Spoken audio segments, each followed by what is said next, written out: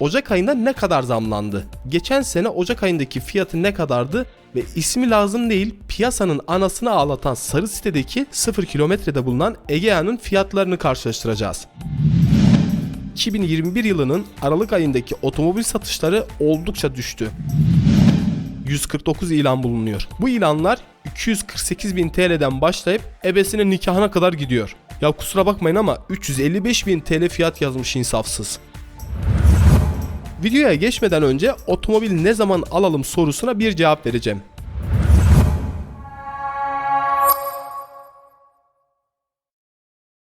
Herkese selamlar. Ocak ayının fiyat listeleri gün yüzüne çıktı. Bugünkü aracımız Fiat markasından Egea modeli. Her daim Türk halkının yanında olan, hem tasarım hem de fiyat olarak rakiplerinden daha iyi bir yerde olan Egea modelinin fiyat değişimine bakacağız.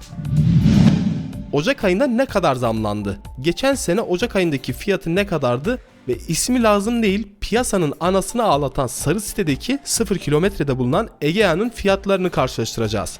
Otomobil kanalı olarak önceden sıfır otomobillerin pahalılığından dem yanardık. Vergi bu kadar alınıyor, bayiler bu kadar fiyat bindirmiş, döviz kuru artmış, stokçuluk yapılıyor, saman altı yapmışlar falan filan derdik.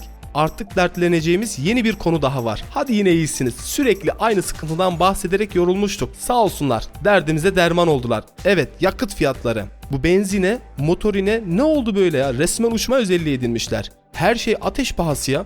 Asgari ücrete güzel zam yapıldı ama daha ele geçmeden Aralık ayını aramaya başladık. Her neyse, yakıtlar çok pahalı olmuş.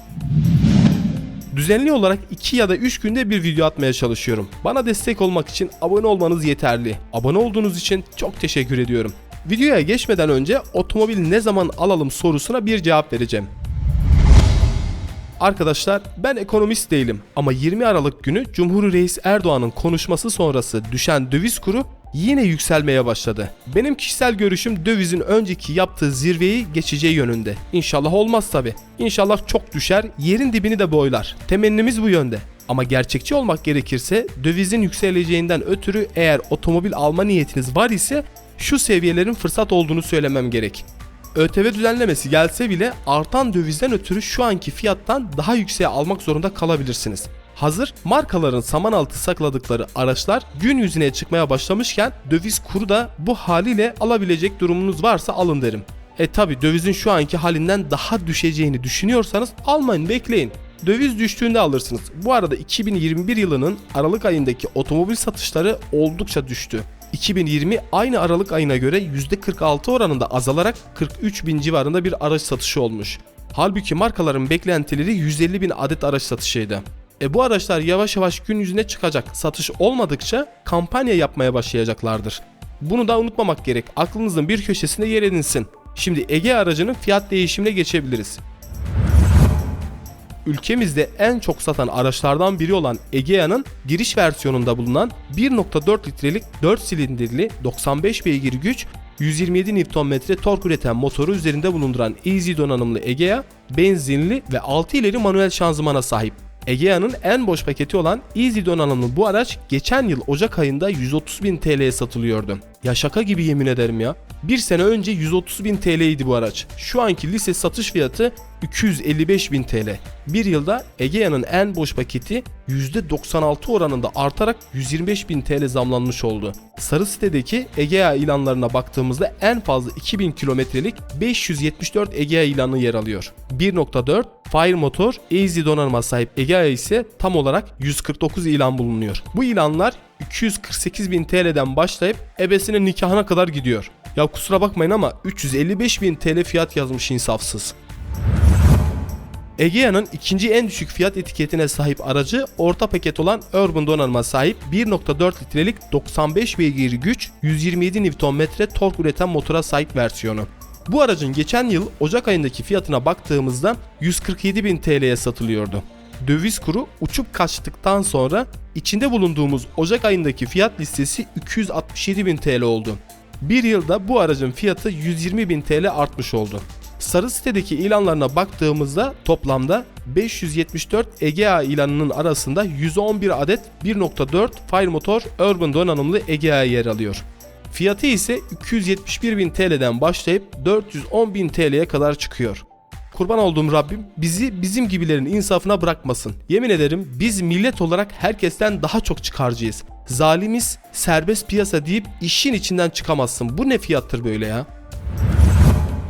Aynı motorun Launch donanım versiyonu geçen yıl Ocak ayında 168.000 TL'den satılıyordu. %50'lik vergi dilimden zıplayıp hop %80'lik vergi dilimine geçti ve şu anda liste satış fiyatı 354.000 TL oldu. Hayırlı işler diyoruz. 12 ayda 186.000 TL'lik bir kar kazandırmış oldu. Sarı sitedeki ilanlara bakmayacağım artık. Yoksa çok pis küfür edeceğim. Ya da durun ses kaydını durdurup öyle küfür edeyim, sonra yine devam ederiz. 574 ilan arasında 31 ilan yer alıyor. Bu arada bu söylediklerim hepsi sedanlar. Allah'tan ki hatchback işaretlemedim, yoksa fiyatlar daha da uçacaktı. 305.000 TL'den başlıyor, 420.000 TL'ye kadar gidiyor. Egea'nın Urban donanıma sahip 1.0 litrelik 3 silindirli turbo beslemeli 100 beygir güç 190 Nm tork sunan Firefly motoru üzerinde bulunduran Egea benzinli 5 ileri manuel şanzımanlı versiyonun geçen yıl Ocak ayında liste satış fiyatı 178.000 TL idi. Peki şimdi liste fiyatı ne kadarmış? %114 artarak tamı tamına 382.000 TL oldu. Ocak ayından bu zamana kadar geçen süreçte 204.000 TL üzerine gelmiş oldu.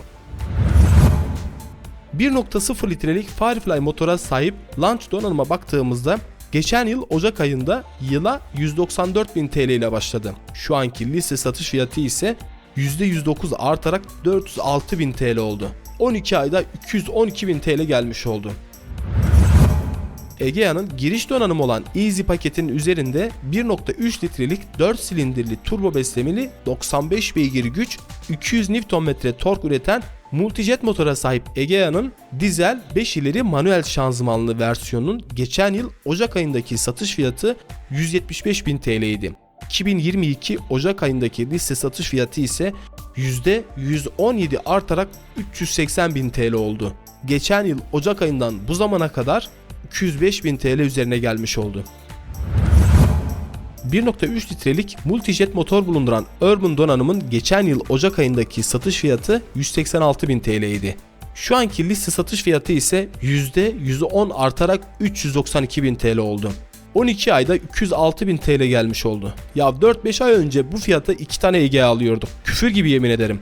Ama müsterih olalım. Bugünler geçecektir. Çok güçlü bir ülkeyiz. Evelallah doğru ekonomik planlamalar ile bu işin üstesinden de geleceğiz. Her zorluktan sonra elbet bir ferahlık olacaktır. Kıştan sonra ilkbaharın, yazın gelmediği görülmüş mü? Görülmemiş. Onun için müsterih olun. 1.3 litrelik multijet motora sahip olan Launch donanımın fiyatı ise geçen yıl Ocak ayında yıla 202.000 TL ile başladı.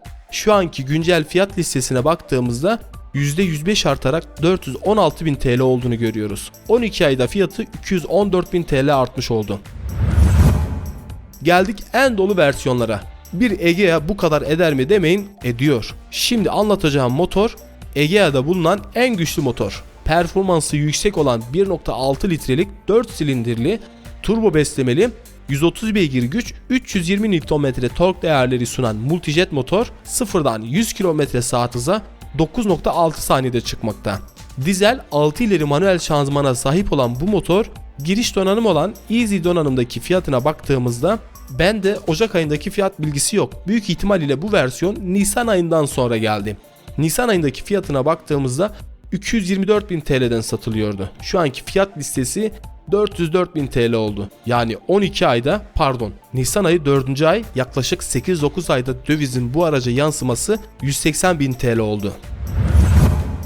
1.6 litrelik multijet motora sahip olan Urban donanım Egea'ya baktığımızda geçen yıl Ocak ayında yıla 217.000 TL ile başladı. Ama şu anda %97 artarak 428.000 TL'den satılmakta ve 12 ayda dövizin etkisi bu araca 211.000 TL oldu. Şaka gibi bir rakam. Egea'nın son versiyonuna geçtiğimizde 1.6 litrelik multijet motora sahip Launch donanım Egea'ya baktığımızda geçen yıl Ocak ayında yıla 225.000 TL ile başlamış. Şu anda güncel fiyat listesi %101 artarak 452.000 TL oldu. 12 ayda üzerine 227.000 TL gelmiş oldu. Bu rakamların üzerine başka bir şey söylenmez. Takdir sizlerin. Kendinize iyi bakın. hayatta kalmaya çalışın. Allah'a da emanet olun.